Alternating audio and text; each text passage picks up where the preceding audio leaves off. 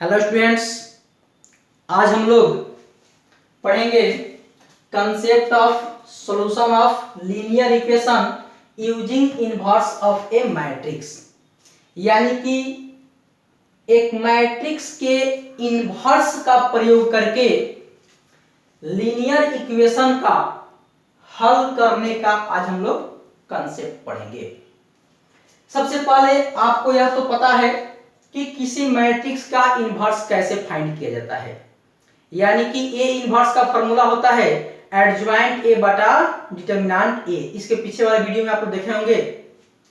और यहां ये बताना चाहेंगे कि लीनियर इक्वेशन क्या होता है। आप मैट्रिक्स क्लास में पढ़े होंगे लीनियर इक्वेशन के बारे में। इसका हिंदी होता है रैखिक समीकरण, या एक और हिंदी होता है एक घात समीकरण। ठीक है, रैखिक समीकरण और एक घात समीकरण। रैखिक समीकरण और एक घात समीकरण में क्या होता है, उसका पावर 1 होता है। किसका? तो रैखिक समीकरण में वेरिएबल जो होता है उसका पावर 1 होता है। रैखिक समीकरण दो टर्म का होता है। यहां पर एक होता है वेरिएबल, इसको हिंदी में बोलते हैं चर, जो x, y, z dash dash होता है। ठीक है, और एक होता है कांस्टेंट, जो क्या होता है, इसको कहते हैं हिंदी में अचर, जो a, b, c से डिनोट किया जाता है। ठीक है, अब यहां पर रैखिक समीकरण हम लोग पढ़ेंगे। हम लोग मैट्रिक क्लास में दो चर वाला रैखिक समीकरण पढ़े हैं, x और y वाला। यहां पर एक्स वाई और एक्स वाई जेड दो चर और तीन चर दोनों प्रकार के रैखिक समीकरण पढ़ेंगे। और इस रैखिक समीकरण का हल हम लोग मैट्रिक्स के माध्यम से करेंगे। इनवर्स ऑफ मैट्रिक्स के माध्यम से उसका प्रयोग करके करेंगे। जैसे देखेंगे यहां पर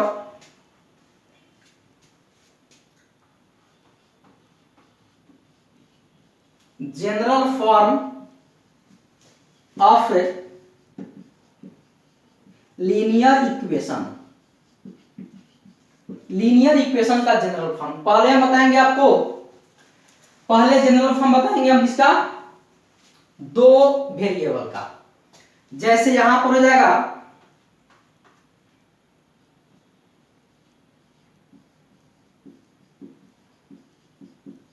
टू वेरिएबल में a1x plus b1y equal to c1, a2x plus b2y equal to c2। यह टू वेरिएबल का है तो यहां पर टू इक्वेशन भी होगा, यानी कि दो इक्वेशन भी होगा। ठीक है, अब एक और देखते हैं थ्री वेरिएबल का।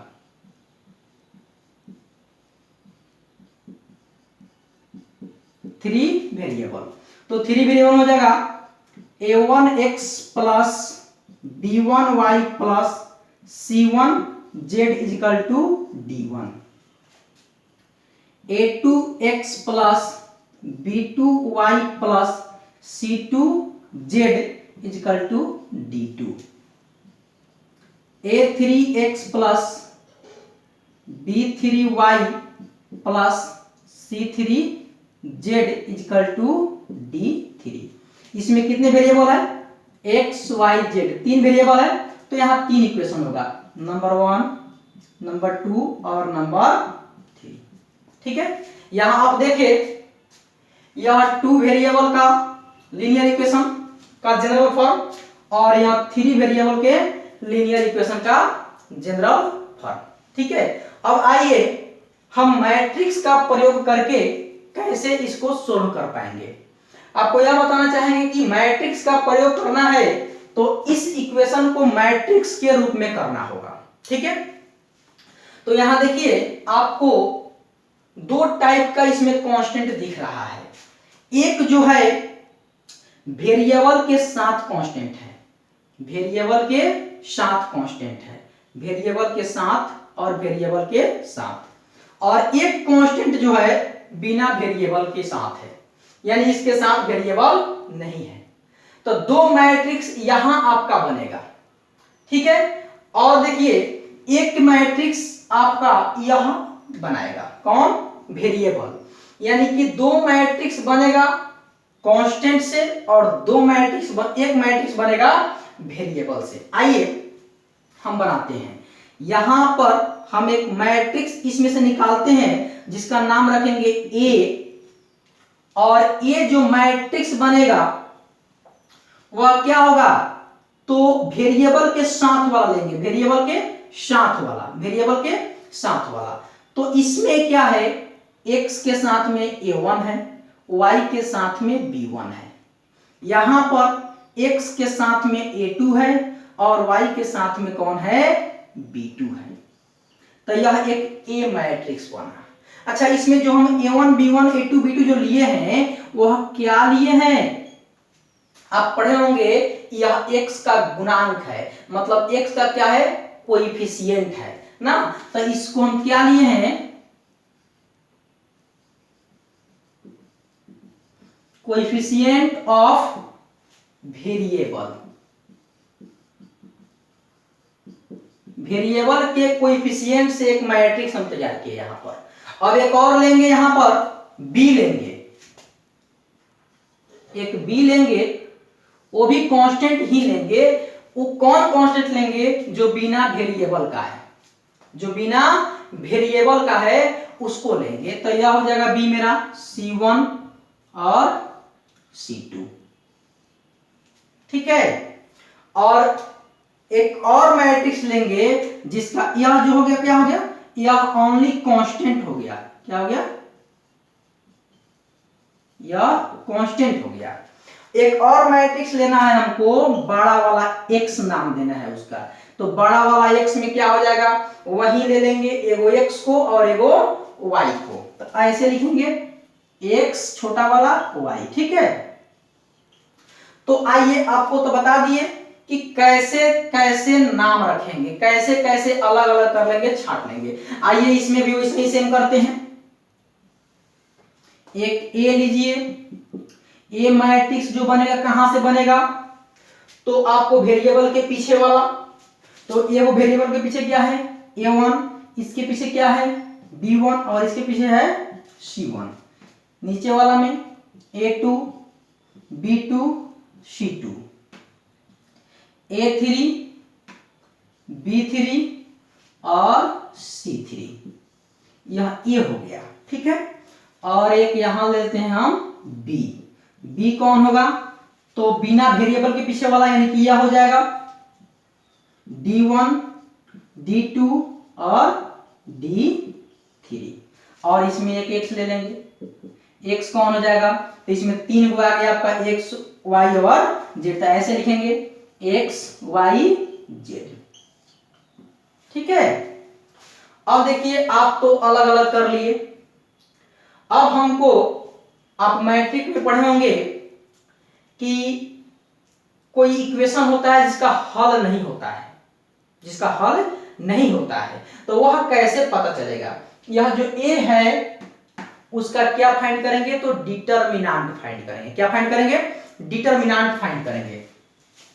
तो इफ यदि a का डिटरमिनेंट निकालते हैं, अगर वह 0 आता है, a का डिटरमिनेंट निकालते हैं तो 0 आता है, तो आपको पता है कि इनवर्स निकालने के लिए फॉर्मूला होता है एडजॉइंट a बटा डिटरमिनेंट a, यानी बाटा में 0 आ गया, इसका मतलब होगा वह अपरिभाषित हो गया, यानी कि उसमें अब लीनियर इक्वेशन का हल नहीं होगा। इसका मतलब यह हो जाएगा आपका परिभाषित नहीं होने वाला होगा यह।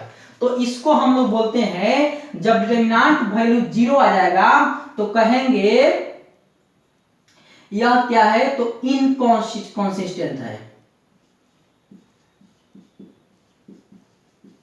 यह क्या है? इनकॉन्सिस्टेंट है। इनकॉन्सिस्टेंट हो गया, तो जब इनकॉन्सिस्टेंट हो गया तो आगे नहीं बढ़ेंगे, उसको वहीं पर छोड़ देंगे कि इसका मान प्राप्त नहीं होगा।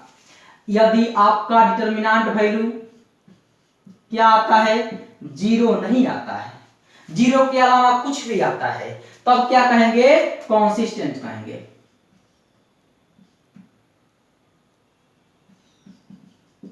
कांस्टेंट कहेंगे। जब कांस्टेंट होगा तो 0 के बराबर नहीं होगा, कुछ भी आएगा तो उसमें आगे फॉर्मूला का प्रयोग करेंगे और उसमें बोलेंगे कि उसमें एक्स वाई या जेड का मान प्राप्त नहीं होगा, यानी कि वो क्या है, इनकंसिस्टेंट है। ठीक है, अब देखिए कैसे मान हम लोग प्राप्त करेंगे।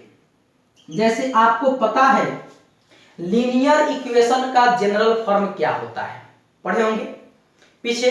लीनियर इक्वेशन के लिए एक वाला जैसे होता है आपका ax plus minus b equal to 0, ये वो एक्स आ गया, यह लीनियर इक्वेशन कहलाएगा। तो लीनियर इक्वेशन में क्या होता है, तो इसको हम लोग वहां पर आएंगे लीनियर इक्वेशन के पास, तो यहां पर लीनियर में क्या है, पावर 1 है, पावर 1 है तो 0 आ गया, तो इक्वेशन के रूप में आ गया लीनियर इक्वेशन। अब यहां से हम x का मान निकालते हैं। ठीक है, तो आइए हम क्या करते हैं, आपको पता है कि किसी इक्वेशन के बल पर अगर हम x का मान फाइंड करते हैं या a इनवर्स का पीछे फाइंड किए हैं, तो a इनवर्स से दोनों तरफ क्या किए हैं, मल्टीप्लाई किए हैं। ठीक है, तो आइए यहां पर हम a इनवर्स से मल्टीप्लाई करते हैं, multiply by a inverse on both side. ठीक है, तो दोनों तरफ हम a इनवर्स से मल्टीप्लाई करते हैं, तो a x plus minus b equal to 0, दोनों तरफ मल्टीप्लाई कर दीजिए, a इनवर्स और a इनवर्स। तो a इनवर्स क्या है यहां पर, a inverse into a x plus minus a inverse b equal to 0। a inverse का मतलब 1 by a into a x plus minus a inverse b equal to क्या, तो 0। यहां पर a से a कैंसिल, यहां पर x हो गया, तो x plus minus a inverse b equal to 0। तो यहां पर जाएगा x इजकल टू, यहां प्लस माइनस में है तो उधर हो जाएगा, तो प्लस जाएगा तो माइनस में, माइनस जाएगा तो प्लस में, यानी कि minus plus a inverse b।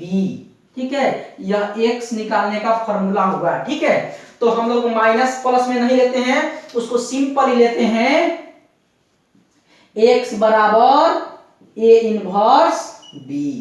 क्या होगा फॉर्मूला आपका, x equal to a inverse b। आपको इससे कुछ मतलब नहीं है, आपको यहां पर मतलब है x बराबर a इनवर्स b। तो आपको क्या करना होगा, इस मैथ को अगर हल करना होगा तो क्या करेंगे, यह जो a दिया है उसका इनवर्स फाइंड करेंगे, a दिया है क्या करेंगे, इनवर्स फाइंड करेंगे और इस b में मल्टीप्लाई करेंगे और x के इक्वल करेंगे, आंसर x का मान निकल जाएगा। x का मान यानी कि x का मान मतलब इसका मान, x में आपका x और y है, इस x में x y z है, सबका मान निकल जाएगा। ठीक है, तो आइए अब इस कंसेप्ट के आधार पे आपको एक दो एग्जांपल इसमें डाल देते हैं। ठीक है, यहां देख लीजिए, एक बार और समझ लीजिए इसको। सबसे पहले कंसेप्ट पढ़ रहे हैं हम लोग, लीनियर इक्वेशन को हल करने के लिए मैट्रिक्स के इनवर्स के माध्यम से। ठीक है, तो लीनियर इक्वेशन का मतलब होता है रैखिक समीकरण, यानी एक घात समीकरण, यानी जिसका पावर 1 हो। तो आपको उसमें होता है वेरिएबल, जो हिंदी में बोलते हैं चर, उसमें x y z और कुछ भी होता है। ठीक है, कांस्टेंट में अचर यानी abc होता है। ठीक है, अब यहां पर आएंगे तो जनरल फॉर्म हम लिख रहे हैं किसका, लीनियर इक्वेशन का। तो लीनियर इक्वेशन का जनरल फॉर्म का मतलब हुआ, अगर दो आप वेरिएबल लेते हैं तो 2 इक्वेशन बनेगा, अगर 3 वेरिएबल लेते हैं तो 3 इक्वेशन बनेगा।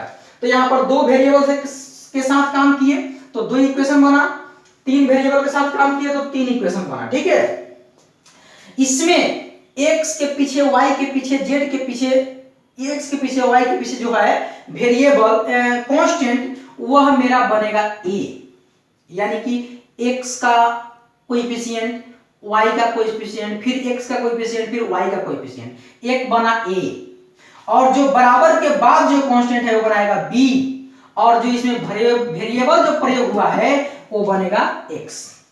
यहां भी x के पीछे y के पीछे z के पीछे, फिर x के पीछे y के पीछे z के पीछे, फिर x के पीछे y के पीछे z के पीछे। तो यह क्या है, उसका x का क्या है, या कोएफिशिएंट है। x का क्या है, कोएफिशिएंट है। तो कोएफिशिएंट है तो वह बनाएगा आपका एक मैट्रिक्स A, और जो बराबर के बाद है वह बनाएगा आपका मैट्रिक्स B, और जो इसमें वेरिएबल प्रयोग हुआ है वो बनाएगा आपका x। यानी यह कोएफिशिएंट से A बना, कांस्टेंट से B बना, और वेरिएबल से क्या बना, x बना। ठीक है, यहां तो लिख दिया, तो ये भी वही होगा। ठीक है, तो आइए इस पर कुछ एग्जांपल देखते हैं। आइए देखते हैं एग्जांपल। यहाँ पे solve the system of equations. System of equation को क्या करना है, सोल्व करना है, जो यहां दिया हुआ है। ठीक है, तो यह होगा आपका इक्वेशन फर्स्ट और यह होगा इक्वेशन सेकेंड। ठीक है, तो आपको पता है कि किस तरह से a मानेंगे, b मानेंगे और x मानेंगे। ठीक है, तो आइए यहां पर जब सोल्व करेंगे इसको, तो एक मैट्रिक्स हमारा होगा ए क्या होगा, जो वेरिएबल के पीछे वाला होगा वह होगा। वेरिएबल के पीछे 2 है, इसमें वेरिएबल के पीछे क्या है, 5 है, इसमें क्या है, 3 है, इसमें क्या है, 2 है। एक मैट्रिक्स आपका ए बन गया। एक और मैट्रिक्स लेंगे, क्या चीज, बी। क्या होगा, इसके आगे होगा, जो बराबर के बाद होगा, 1 और 7। ठीक है, और एक क्या होगा मेरा, x होगा। x क्या होगा, तो वेरिएबल होगा, यानी कि इसमें प्रयोग कौन हुआ है, वेरिएबल, एगो x और एक y प्रयोग हुआ है। ठीक है, तो a, b और x हम यहां पता कर लिए। अब इसको पता कर लेते हैं कि इसका a इनवर्स फाइंड होगा या नहीं होगा। तो पहले a का डिटरमिनेंट निकाल लेते हैं। ठीक है, इसलिए a का जो डिटरमिनेंट होगा वह क्या होगा, देख लीजिए यहाँ पर, 2 2 जा 4 माइनस 5 3 जा 15। तो 4 से 15 गया तो माइनस में आएगा आंसर 11। कितना हुआ, 11, जो क्या है, 0 नहीं है। तो कह देंगे क्या चीज यहाँ पर, कि यह क्या है, कॉन्सिस्टेंट है। क्या है, कॉन्सिस्टेंट है। जब कॉन्सिस्टेंट है तो आगे हम इसको बढ़ सकते हैं, हमारा ए इनवर्स प्राप्त हो जाएगा। या लिख सकते हैं, या ए इनवर्स इज एग्जिस्ट। यहां पर ए इनवर्स क्या होगा, प्राप्त होगा। तो आइए आगे बढ़ते हैं। तो ए इनवर्स प्राप्त करने के लिए सबसे पहले आपको इक्वेशन फाइंड करने के लिए आपको एक फार्मूला चाहिए, कौन, x equal to a inverse b. x equal to a inverse b. तो ए इनवर्स बी वहां पर मल्टीप्लाई करना है, इसका मतलब ए इनवर्स फाइंड करना होगा, और ए इनवर्स के लिए हमारा एडजॉइंट फाइंड करना होगा। ठीक है, तो आइए यहां देखिएगा, यह जो ए है यह 2/2 ऑर्डर का है, तो डायरेक्ट वाला नियम यहां प्रयोग करते हैं। ठीक है, तो इसलिए एडजॉइंट ए इक्वल टू, आपको पता है 2/2 ऑर्डर का एडजॉइंट बहुत आसानी से निकाल लेते हैं हम लोग। कैसे, इसका इंटरचेंज करके और इसका साइन चेंज करके। तो इंटरचेंज में कोई प्रभाव नहीं पड़ेगा क्योंकि दोनों 2 ही है, और इसका साइन चेंज कर दिया। इसका इंटर जो अभी दिख रहा है साइन वो है प्लस, तो यहां पर हो जाएगा माइनस। यहां भी है प्लस, तो यहां हो जाएगा माइनस। एडजॉइंट ए आपका यह हो गया। ठीक है, अब क्या निकालना है, तो इनवर्स निकालना है।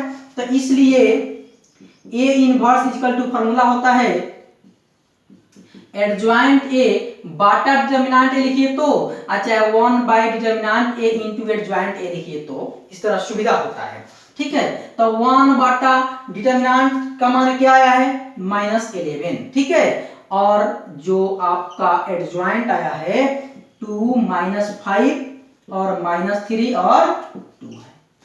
ठीक है, यह क्या निकल गया आपका, ए इनवर्स फाइंड हो गया। अब x का मान फाइंड करना है, तो यहां आइए, फॉर्मूला क्या है आपका, x बराबर क्या है, a इनवर्स b है। आइए यहाँ x का मान लिखिए। x का मान आप क्या माने हैं, x y माने हैं, तो यहाँ पर लिखिए x y, ठीक है। इजिकल टू a इनवर्स का मान क्या आया है, a इनवर्स का मान आया -1/11, -1/11 2 2 -5 -3 और 2, ठीक है। तो यहां पर हो जाएगा आपका x y इजिकल टू -1/11। अच्छा b का मान है ना, b रखिए यहाँ पे, तो b क्या हो जाएगा आपका 1 और 7, ठीक है। -1/11 और इसको मल्टीप्लाई कर दीजिए, क्या करेंगे, इसका रो चलेंगे और इसका कॉलम चलेंगे, ठीक है। आइए 2 1 जा 2, 2 1 जा 2 प्लस 5 7 जा 35, तो प्लस माइनस हो जाएगा 35। अब देखिए फिर आ जाएगा नीचे, तो इसमें भी नीचे, तो -3 × 1 माइनस में 3 प्लस 2 × 7 14, ठीक है। चलिए अब हो गया यहाँ पे x y इक्वल टू -1/11। अब इसको सोल्व कर लिया जाए, तो हो जाएगा आपका 2 - 35, या 14 से 3 गया तो क्या हो गया आपका 11, ठीक है। चलिए फिर एक स्टेप और बढ़ना पड़ रहा है, x y -1/11 और यहाँ हो जाएगा क्या चीज, 2 सब्ट्रैक्ट होगा तो माइनस में होगा, तो माइनस में होगा तो क्या हो जाएगा 33 और यहाँ पर 11। अब क्या करेंगे, इस 11 से इसमें डिवाइड करेंगे और इसमें भी डिवाइड करेंगे, ठीक है, क्योंकि 11 है डिवाइड में। x y यहां अंदर कीजिए इसको, तो क्या हो जाएगा माइनस प्लस 33/11, फिर आ जाएगा उसमें तो -11/11, ठीक है। यहां आ जाएंगे हम x y इजिकल टू क्या आ जाएगा 11 3 जा 33 और 1 1 11 1 जा 11, यानी कि यहाँ पर आ गया 3 और यहाँ आ गया माइनस में 1, तो इसलिए हम कहेंगे x का मान हो गया 3 और y का मान हो गया माइनस में 1, ठीक है। देखिए यहाँ पे हम क्या किए, सबसे पहले जो इक्वेशन दिया था उसमें से a b और x माने, उसके बाद a का डिटरमिनेंट फाइंड करके पता किए कि कंसिस्टेंट है या इनकंसिस्टेंट है, ठीक है। तो कंसिस्टेंट था तो हम a इनवर्स प्राप्त करने योग्य या मैथ को समझे, तो क्या किए a इनवर्स को प्राप्त किए, a इनवर्स फाइंड किए। यहां पर एडजॉइंट डायरेक्ट निकाल दिए हैं, ताकि रूल हम लोग जानते हैं जब 2/2 का होता है तो यह इंटरचेंज होता है और इसका साइन चेंज हो जाता है, करके निकालिए, फार्मूला पर रख दिए, यह a इनवर्स का मान फाइंड हो गया, ठीक है। फार्मूला होता है x equal to a inverse b, x equal to a inverse b, तो x का मान a इनवर्स का मान इनटू b का मान मल्टीप्लाई किए, डिवाइड किए, यहां मल्टीप्लाई हुआ भी शोषण हो रहा है, यहां पर आकर के डिवाइड हो गया, डिवाइड होकर के यह जो होता है सामने सामने का मान इसका होता है, यानी कि x के सामने वाला 3 तो x का मान हो गया, y के सामने -1 तो y का मान हो गया, ठीक है। एक और एग्जांपल देखते हैं, ये अब एक और एग्जांपल देखते हैं, यहां पर solve the flowing system of equation by matrix method, यानी यह जो इक्वेशन दिया हुआ है इसको सोल्व करना है तो किस मेथड से, मैट्रिक्स मेथड से सोल्व करना है। तो मैट्रिक्स मेथड का मतलब क्या है, फॉर्मूला है ना, है x बराबर a इनवर्स b, यानी कि इस इक्वेशन से हम लोग को x a और b फाइंड करना होगा पहले। तो आइए सोल्व करते हैं, आपको कांसेप्ट में बताया गया है कि a कैसे निकलेगा, b कैसे निकलेगा और x कैसे निकलेगा। तो यहां पर हम a निकालते हैं, a का जो मान होगा वो क्या होगा, तो वेरिएबल के पीछे वाला जो भी होगा वो सब a के अंदर आएगा, ठीक है।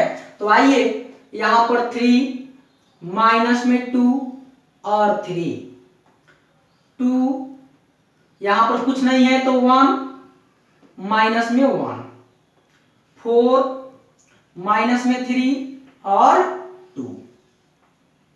ये हो गया।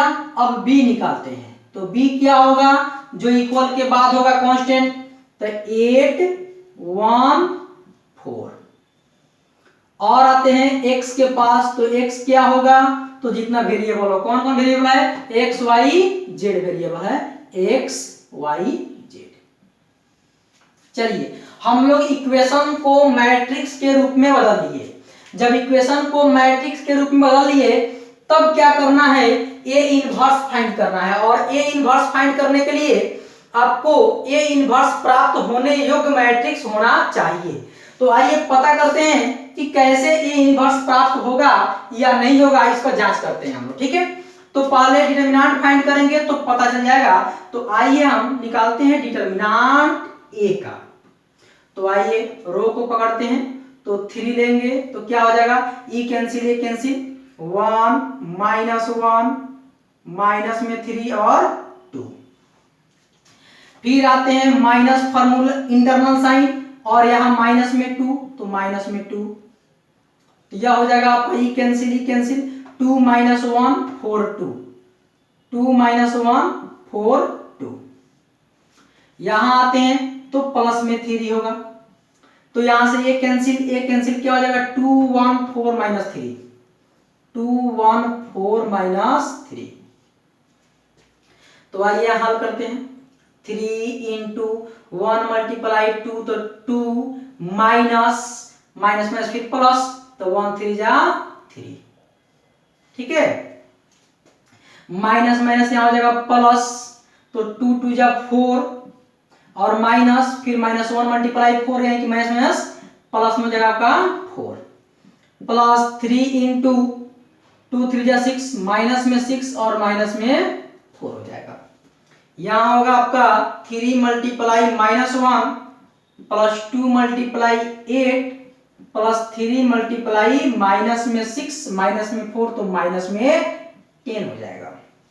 यहां हो जाएगा आपका माइनस में 3 प्लस में 2 8 जा 16 माइनस में 3 10 जा 30, तो यहां हो जाएगा आपका माइनस में 3 और माइनस में 30, तो माइनस में 33 प्लस में 16, जो निकलेगा माइनस में 17, जो कि 0 के बराबर नहीं है। यानी कि यहां पर जो डिटरमिनेंट वैल्यू निकला वह 0 के बराबर नहीं निकला, तो बोलेंगे इसलिए a inverse is exist. A inverse क्या होगा, यहां पर प्राप्त होगा। तो जब ए इनवर्स प्राप्त होगा तो क्या फाइंड करेंगे हम लोग, कोफैक्टर फाइंड करेंगे। तो आइए कोफैक्टर फाइंड करते हैं। तो आपका कोफैक्टर के लिए इसका नाम क्या होगा, तो कोफैक्टर को बड़ा ए से डिनोट करते हैं, और इसका पोजीशन क्या है, तो पहला रो पहला कॉलम यानी कि A11, तो A11 वाला का इंटरनल साइन हो जाएगा आपका प्लस। आइए यहां से ई कैंसिल 1 - 1 - 3 2, 1 - 1 माइनस में 3 2, यह हो जाएगा आपका 1 × 2 माइनस में फिर प्लस हो जाएगा, 1 3 जा 3, यानी कि आ गया माइनस में 1। A12 इंटरनल साइन माइनस, तो इंटरनल साइन माइनस यहां आ गए, ई कैंसिल 2 - 1 4 2, 2 - 1 4 2, तो माइनस 2 2 जा 4 प्लस 4, क्योंकि minus internal sign minus plus हो जाएगा, यानी कि माइनस में 8 हो गया। A13 इंटरनल साइन क्या हो जाएगा, प्लस। यहां आइए, यहां से ई कैंसिल 2 1 4 - 3, 2 1 4 माइनस में 3, तो इसका हो जाएगा आपका 2 3 जा 6 माइनस में 6 माइनस में 4, यानी कि माइनस में 10 हो जाएगा, ठीक है। -6 और -4 माइनस में हो गया आपका 10, ठीक है। अब यहां आते हैं A21 इंटरनल साइन जाएगा माइनस, ठीक है। अब A21 में आते हैं तो यह कैंसिल, यह कैंसिल, यह कैंसिल और यह कैंसिल, तो -2 3 -3 2 -2 3 -3 2 -3 2, तो यहां पर जाएगा -2 मल्टीप्लाई 2 तो माइनस में 4, 3 मल्टीप्लाई 3 तो माइनस में यहाँ पर 9, तो माइनस फार्मूला का माइनस में 9 तो माइनस में प्लस में 9, ठीक है। तो 9 से 4 गया 5 तो माइनस में हो गया 5। अब A22 इंटरनल साइन प्लस यहां आ गए, यहां से ई कैंसिल 3 3 4 2 3 3 4 2, ठीक है। तो 3 3 4 2 के लिए हो जाएगा 3 2 जा 6 माइनस 3 4 जा 12, ठीक है। तो 3 2 जा 6 3 4 जा 12, तो 6 से 12 गया तो माइनस में 6, ठीक है। अब यहां आते हैं A23, तो A23 का इंटरनल साइन जाएगा माइनस, आइए यहां आ गए ई कैंसिल 3 2 4 -3 3 2 4 -3, ठीक है। तो आइए यहाँ पे माइनस 3 3 जा 9 माइनस में 9, और यहाँ हो जाएगा -4 2 जा 8 तो माइनस में, तो यहाँ पर जाएगा प्लस में 8, ठीक है। तो यहाँ आ गया आपका 8 से 9 गया -1 फिर -1 तो हो जाएगा आपका प्लस। अब आते हैं A31 के पास इंटरनल साइन हो जाएगा प्लस, A31 यहाँ आ गए ई कैंसिल -2 3 1 -2 3 1 -1, ठीक है। तो प्लस है, तो माइनस में प्लस 2 1 जा 2 फिर 3 1 जा 3, तो यहाँ हो गया आपका माइनस में 1। A32 इंटरनल साइन जगह माइनस, आइए इंटरनल साइन क्या हो गया माइनस, तो यहाँ आ गए ई कैंसिल और ई कैंसिल, तो हो जाएगा आपका 3 3 2 -1 3 3 2 -1, यानी कि माइनस 3 मल्टीप्लाई -1 है कि माइनस में 3 2 जा 6 तो -3 -6 और -3 तो -9, तो माइनस में हो जाएगा आपका प्लस में 9। A33 इंटरनल साइन प्लस हो जाएगा, यहां आ गए ई कैंसिल 3 -2 2 1 3 -2 2 1 3 1 जा 3 -2 2 जा 4 तब प्लस में 4, ठीक है। यानी 3 4 हो जाएगा आपका 7। यह क्या हुआ मेरा कोफैक्टर्स फाइंड हो गया, ठीक है। अब इसका नाम रखेंगे, नाम क्या रखते हैं, ए बी तो रखा चुका है, अब यहां पर डी रखते हैं, तो डी नाम रखिएगा इसका, रखिए -1 -8 -10, ठीक है। उसके बाद -5 -6 और 1, फिर होगा -1 9 7, ठीक है।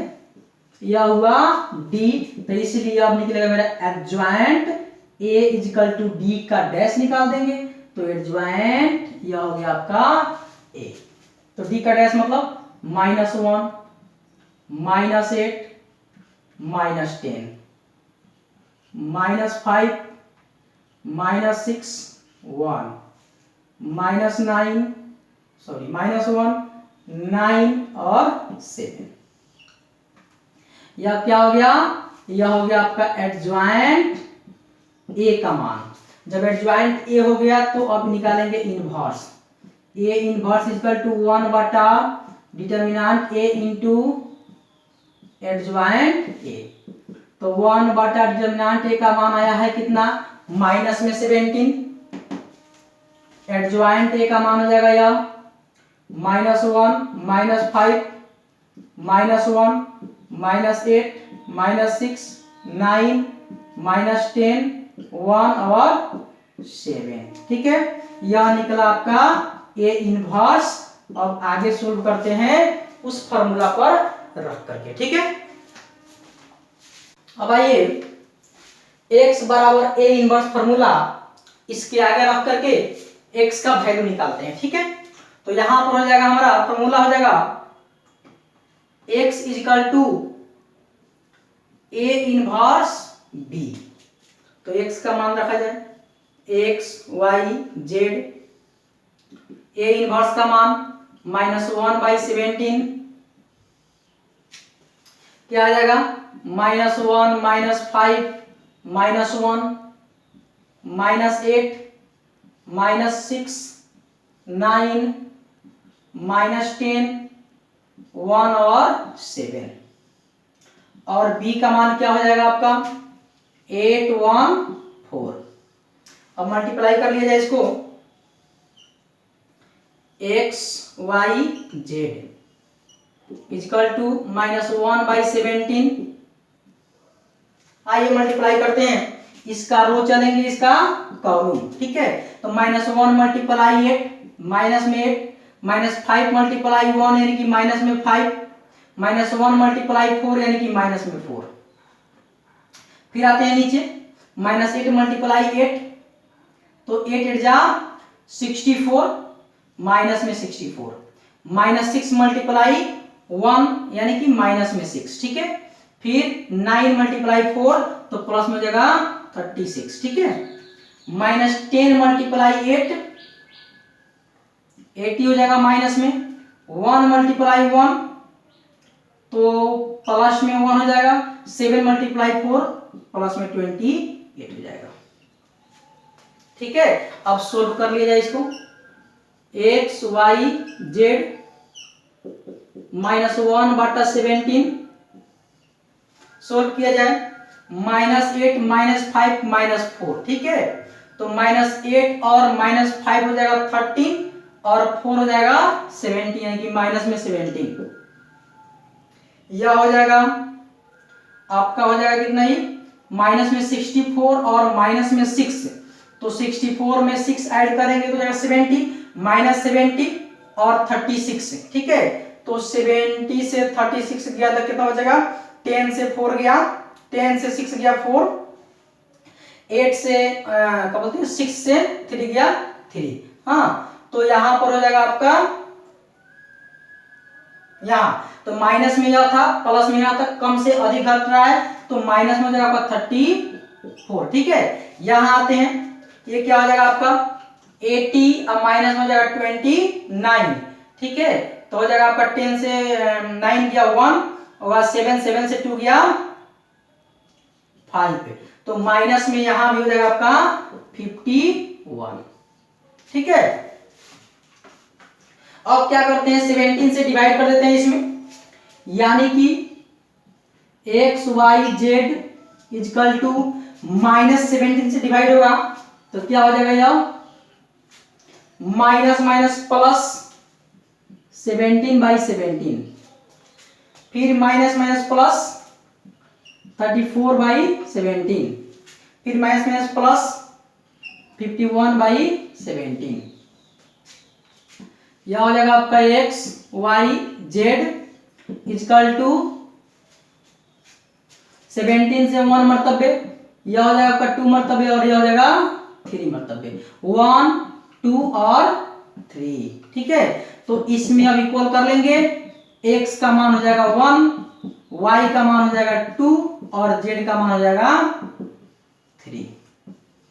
ठीक है, तो इस प्रकार से हम लोग लीनियर इक्वेशन को हल करके x y का मान फाइंड करते हैं। ठीक है।